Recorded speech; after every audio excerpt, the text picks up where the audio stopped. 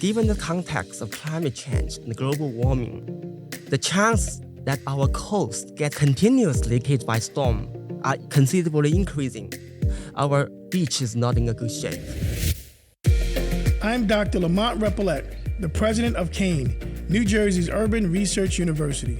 This is Urban Impact, a podcast where we examine the complex issues facing urban communities through meaningful conversations with scholars, community leaders, and others who are driving change. Recorded and produced on our campus in Union, New Jersey, this is Urban Impact. Here are your hosts, Michael Salvatore and Barbara George Johnson. Hello and welcome back to Urban Impact. I'm Mike Salvatore, the Senior Vice President of Administration here at Kean University, New Jersey's Urban Research University. Here in New Jersey, we have roughly 130 miles of shoreline, from the busiest ports of New Jersey all the way down to the shore in Cape May. One of the most impacted areas of climate change are our beaches and the communities around them. To dive deeper into this topic, I'm happy to be joined today by Dr. Jun Cheng.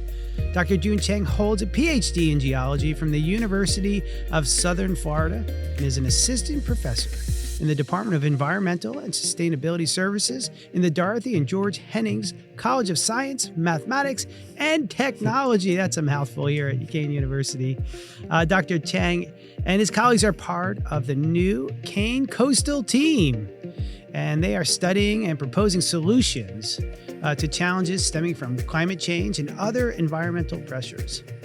This is a collaborative team here at Kean University involving faculty and students, which is awesome.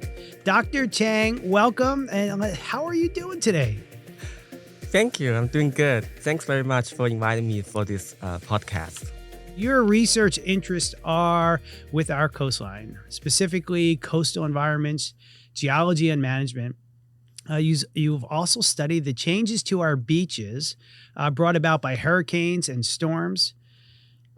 At your study sites, if you're thinking about that, because I know you've been everywhere from Elizabeth all the way down to the southern tip of New Jersey, what are the biggest challenges brought on by climate change that you see on our beaches? And I am particularly interested in this because I live blocks from the beach and quite often you can find me in the water all times of year. So tell me what the impact is. Yeah, I study beach. I consider myself very lucky because beach is such a wonderful place to hang around. And basically, I get paid to do what I'm doing. I'm very lucky to do that. And residents in New Jersey may take granted for the beach, excellent beach we have. They think we just have beach there. Actually, for our Atlantic City boardwalk, it attracts like millions, tens of millions of dollars of income for the state. It's a very important place. People may think the beach come and go. It's very natural, but we actually need to study it, especially under the condition of sea level rise and climate change. Regarding my study on the beach, I'm focusing on study how the sand move on the beach, induced by the waves, by tides. On top of that, we have like a sea level rise and storms, right? We get hit by hurricanes and the northeasters all the times, all year round. And the beach is a very dynamic place. If I'm studying earthquake or volcano, I may not be able to run into any real one in my lifetime, but you won't miss the beach changes if you go to the beach. And how they change? The particle sand, if you go to the beach, you will find the optical motion of the water. Like they have the trough of the wave and the trough of the crest and the trough. When the crest coming, the sand move onshore, right? When the trough coming, the sand move offshore. Actually, we never balanced, especially under the storm condition. Given the condition of climate change, we have more and more severe storm coming to our area. Given the example of this year, although it's not direct hit, we have an influence from Hurricane Lee early September. 2 weeks later, we run into Hurricane Ophelia. Maybe a lot of people still remember we have excessive rain, right? That's actually dumped by Hurricane Ophelia. When the storm comes to our area, our beach won't get balanced. The beach sand will lose. So our beach is still suffering from the Hurricane Sandy that was hit us about 11 years ago. The sand just never be able to come back naturally. It is taken out of the system because the wave is breaking and the undertow, the trough is taking the sand way deep in the water. Natural process won't be able to get it back. That's one of the things we are suffering. So our beach is, as I claim, is sediment starved. Just like your bank account, you're getting less than you're paying more. So over the years, I'm talking about geology time, tens of thousands of years, we keep losing sand through this natural process. So something I've noticed. So living so close to the coastline, there's this a cycle of beach replenishment that occurs. Yeah, and it completely changes the structure of the beach. Even the grittiness of the sand changes. Yeah. And I've also watched this happen. I think it's the Army Corps of Engineers that comes in and pumps it in. I've watched it get replenished in several areas. Yeah. And then now you have this wide beach. And then I've watched it do exactly as you described. Yeah. I've watched a storm come in and pull it all away. Yeah. So to me, that does remind me of my tax dollars, right? Yep. It reminds me that, wow, this really expensive process of moving sand to replenish beaches actually is only temporary. How do we make that a more permanent solution? Or is that even possible? Yeah. The beach nourishment, we are conducting a lot more and more of this kind of procedure now. Back in those days, we are more restricted to what we call hard structure. That's our New Jersey is situated in like a heavily urbanized area. We have a lot of this kind of hard structure, like seawalls, like jetties and groins. And then people figured out this is all this structure we use to conquer the climate change. We believe it works. And towards the end, we find, these things actually have negative impact to surrounding areas. That's actually add to the complication for our coastlines. So then people figure out we should use what we call soft engineering. That's actually beach nourishment is one of them. It's very, very common. And it is actually started here. Our entire country started the first beach nourishment in New York, New Jersey area. Then we found it's very successful. It's propagated towards the other states, towards Florida. So the beach nourishment is a solution.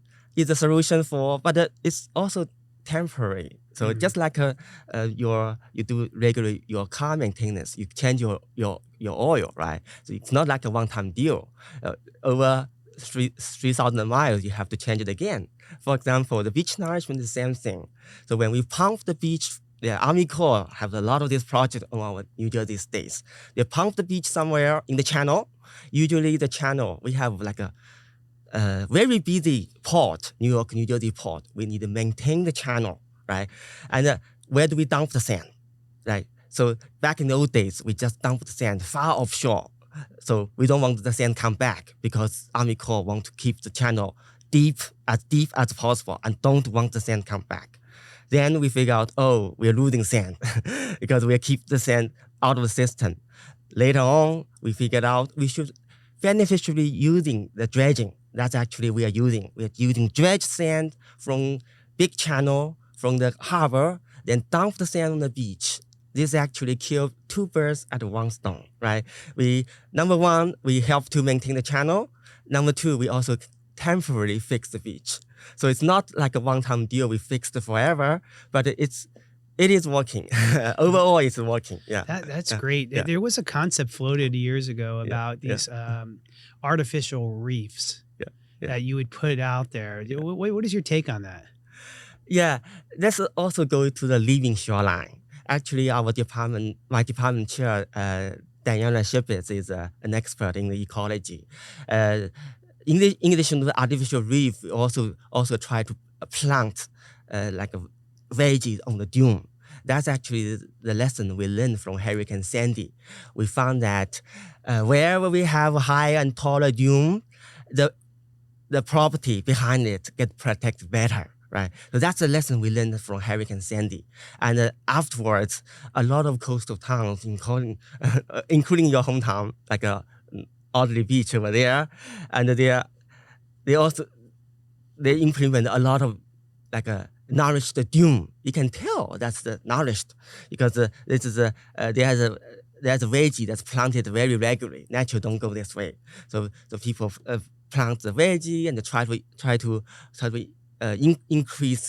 enhance the dune growth, and also that's add to the beach nourishment. There's a professor out of Florida who he has this slogan called "Plants, Not Pipes" when talking about storm surge, and his idea is that we invest in this green infrastructure instead of spending lots of money on infrastructure for putting drains in place. And his thing is, hey, listen, plants are awesome because they act as a pipe, and they actually are way better because they actually can filter. What is your take on that? Because the idea would be you invest in a green infrastructure, which is great for a community, doesn't cost a tremendous amount of money, but it's really effective in terms of low-lying areas and particularly with coastal flooding. Yeah, regarding the coastal flooding, our New Jersey state running a lot of this kind of issue, and that's in the background of climate change too. So our area, the sea level is rising at the speed of every 5 years. Our sea level here is rising about 1 inch. So back to 1960s to until now, about 60 years, our sea level rise about 1 foot. And study also show that our sea level rising is not a constant; it's actually accelerating. Yeah, and our New Jersey is also extracting tremendous amount of groundwater because we have a lot of people need water. Yeah, our land actually is sinking. So on top of the global sea level rise, our ground is sinking. So we are suffering a lot of a sea level rise, accelerated sea level rise, so cause a lot of flooding. And the living shoreline is a great mechanism to counter this, because if we use a gray structure, what I call gray structure is like a jetties growing. This thing is not growing, right? It just stay there. But living shoreline is a living plants actually can naturally balance back to the sea level rise, can be a natural buffer, and also provide some beautiful scenery and add a lot of value to our area. This is a relatively new thing, and so as I mentioned earlier, we went through the process of relying totally on gray structure like seawalls and jetties. Then we figured, we should combine these green structures into these existing old structures that help to conquer our sea level rise and climate change. Yeah. I also read that 1 billion people by 2050, according to the United Nations, a subcommittee on coastal resilience, 1 billion people will be impacted by the rise of the sea level by 2050 because of who lives on coastal communities throughout the world. Yeah. And I think about here, most densely populated areas are probably the highest risk. You did some work here in Elizabeth, very densely populated area. Can you talk a little bit about that work? Yeah, actually, my study area is widely spread. Our New Jersey is a very wonderful place, has a tremendous amount of diversity in the coastal setting. We not only just have an oceanfront beach, we also have a bays, like Raleigh Bay, Sandy Hook Bay, also have an estuary, like the one we have in Elizabeth. Elizabeth is actually an estuary, and it's also a harbor. It's very, very densely, is located in a very densely populated area. It's actually pretty close to our Kean campus. It's just about 20 minutes drive. And given the fact we have a lot of industry here, the water there is heavily polluted, also was heavily polluted. And people find, wetland is a great way to filter out the pollution. So that's why Jones Cove in Elizabeth established some wetland over there to counter this pollution, which is a great idea. And the problem with that is, if you look at the location, the Jones Cove in Elizabeth is very close to Newark Airport, a big, gigantic port over there. It's a Newark port, the seaport. I looked it up. It's like a ranked number one or number one in the East Coast in terms of tonnage. And given that fact, that's a human side. The human society. So we are very demanding. We're traveling. We have a lot of cargo ship getting bigger and bigger. We need a lot of goods and foods all over the world. So our boat is getting bigger and bigger. What happened to that? We need a big channel, right? Then it happens is the channel is very busy, right? A tremendous amount of cargo ship getting in and out. If you're standing there, you will find big wave actually generated by this cargo ship all day long. And this wave superimposed on the elevated water, right? We have sea level rise. Then they're eating up the wetland. So actually, this is a project I'm doing with my department chair, Dr. Diana Shipitz. And as I mentioned, she's an expert on ecology. We're working together to see how this wave impact, like generated by these boats eating up the ecosystem, the wetland. So we are working together. This is a project funded by New Jersey Sea Grant, and I know there's other things going on, but I haven't get funding for that yet because this is a big channel. Yeah, because I really want to study how we beneficially using the harbor channel and how much can we dredge. When we dredge it, where can we put? So this is a lot of science. So I'm just getting a small project started. Hopefully, I can build up a big one down the road. Yeah. Wow, that's fascinating. Actually, I when I was younger, I don't remember seeing cargo ships in the ocean on the horizon, but now I see it, and I don't know if it's just I was ignorant to it, but it seems we are busier than ever in terms of import-export. And now there's not a day you go by where I drive past the ocean every single day, and I look at the horizon, and you'll see a number of cargo ships just waiting to pull into port. It certainly has changed. What we're bringing into this country and what we're exporting is certainly a larger volume than ever, I believe. I'm going to take you down the coastline a little bit. Yeah. So you're talking about Elizabeth, but let's go to the Bayshore area. The Bayshore area is kind of the wettest area of Monmouth County. You have all the way from Matawan, Aberdeen area, straight down through Sandy Hook area, and that's identified as the Bayshore. And you've done some work in Keyport, specifically evaluating the impact of Superstorm Sandy on that coastline. Can you talk about that a little bit? Oh, let me correct this a little bit. When Hurricane Sandy came here, I was in Florida, so I didn't do any study related to the Hurricane Sandy in Keyport. But our entire coastal group in our department actually studied a project in Keyport. So every time when I go to Keyport, do some field work, I run into local residents. They always remind me, see, when the Hurricane Sandy come to us, what happened? So their whole seawall get inundated, all their house gets ruined, so on and so forth. So this thing, Sandy, although it's like 11 years ago, so it's still in people's memory. And regarding the study I have been doing in Keyport is I continue my beach study. So what I do is I survey the beach. Keyport is a very small town. I covered a very dense survey line using RTK GPS, try to survey from the dune all the way to the water edge. And I reoccupy the same line over again. Every month I went there and try to accumulate data. So what's the point of doing this? And people always say, beach come and go, but why I'm doing this? So one practical usage of the data is that when a storm coming, for example, the recent storm Ophelia actually made some beach erosion in our coast. The Keyport town can actually report how much sand they get lost, how many foot of beach shoreline they get lost.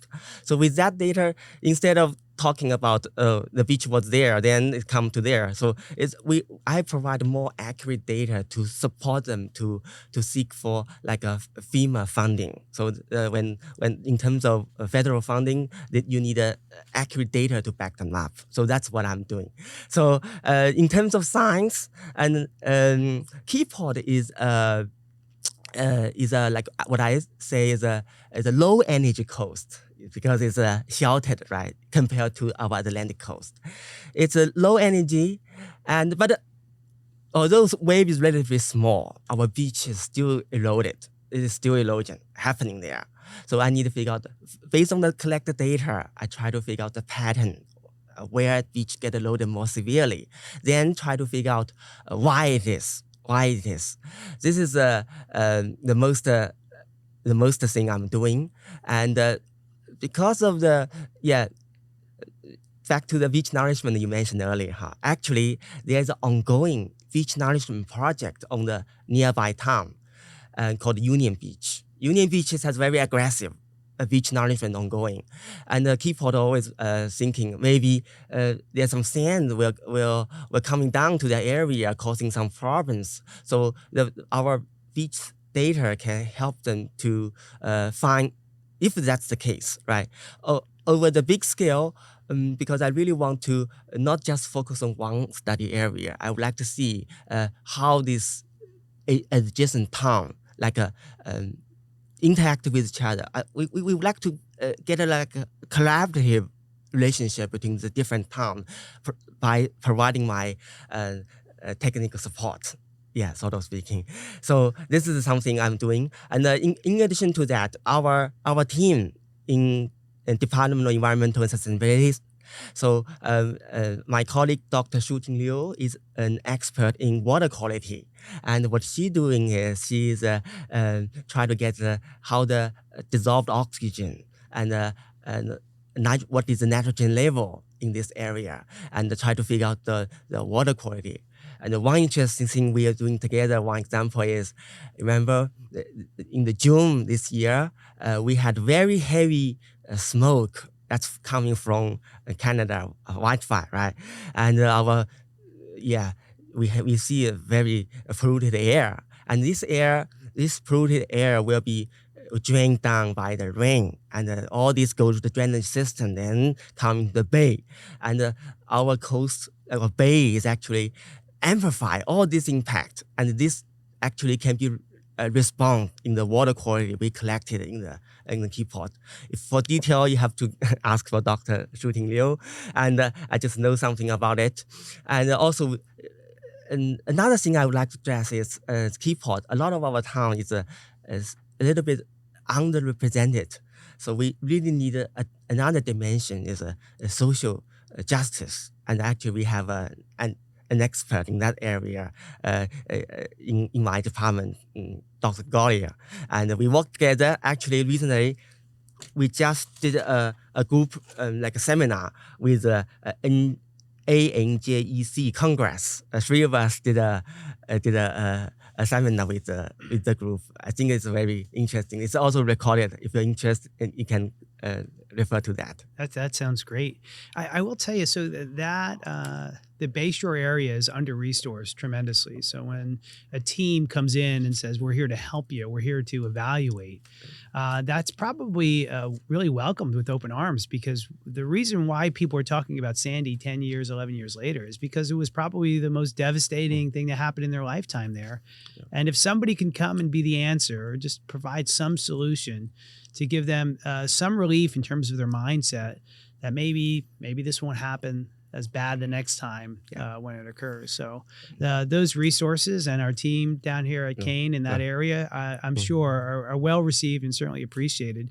But I want to walk through another project that you're working on too. Yeah. Oh, your team is very busy, by the way, and I do like that if you're not directly involved with the project, we talked to Professor Shebitz as well, and she was very quick to say, "That's my team, that's people I work with, and you're doing the same." So if you're not directly involved, you're very quick to make sure we know that, hey, this is your team that's involved in the work. So I certainly appreciate that. Let's talk about down in Kean Ocean. So did I read this right? Are you teaching on the Union campus and on the Kean Ocean campus as well? I mostly teach at the Union campus, and almost every semester I have a few students doing independent study with me from ocean. Okay, great. And you were involved in some project on Island Beach State Park. Is that correct? That's actually our initial first like a field trip. I took students down there, and later on I suggested by Ocean Dean, Dr. Adam. She recommended me go to a what we call erosional hotspot. That's Alderley Beach. So it's scientifically more important. So we moved to Alderley Beach and did a field study over there since this spring. So what did you find over there? So Ocean County, now you're talking about a totally different body of water. We've moved from Elizabeth, then you talked about the Raritan Bay. Now you're in the ocean. Yeah. So what are we talking? What are we finding in the ocean? Yeah.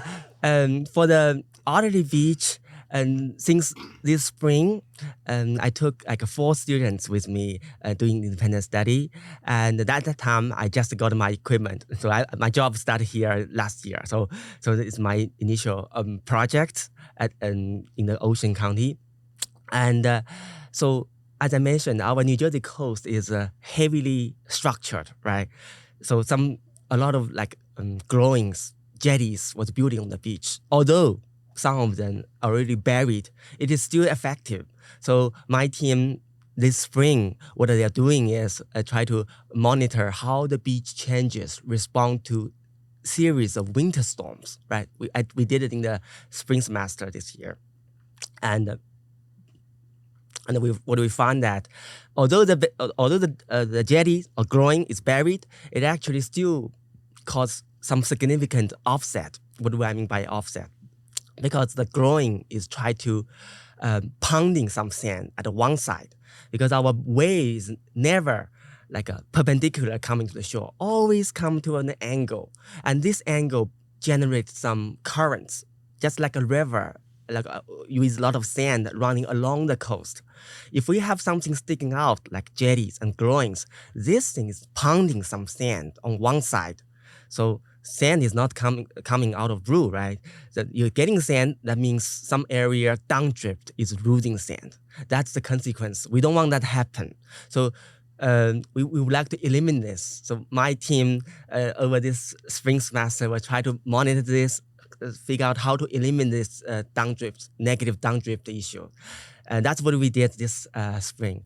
And that's more interesting happened this fall. We know that we have several hurricanes, and although it's not a direct impact, and I was lucky to recruit another student with me in the fall semester. He's still working with me as independent study, and back to the early September, I watched the forecasting, see Hurricane Lee is coming to our way. So I asked the student to come with me to do a pre-storm survey.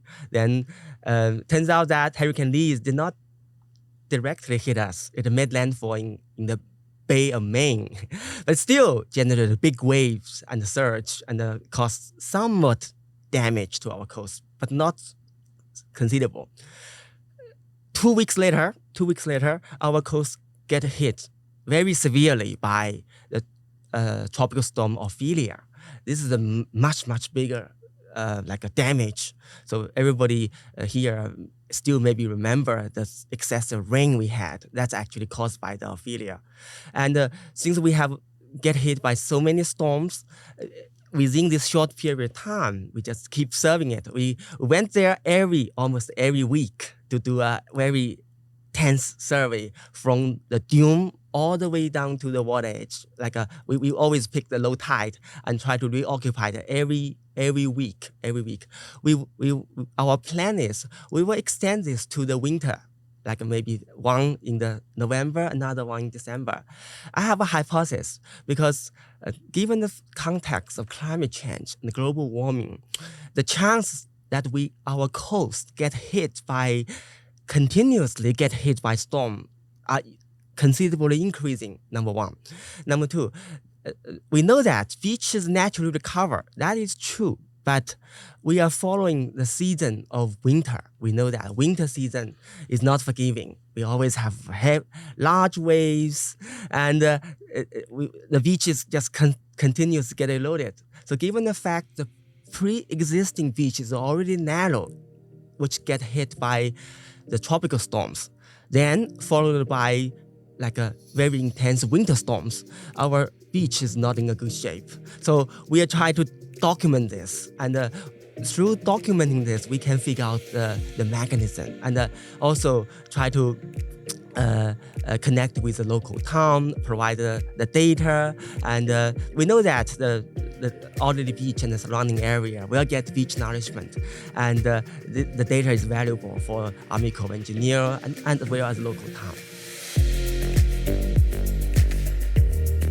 Thank you for listening to Urban Impact, a podcast produced by Kean, New Jersey's Urban Research University. Subscribe, rate, and review wherever you get podcasts. For more information, visit kean.edu/urban-impact.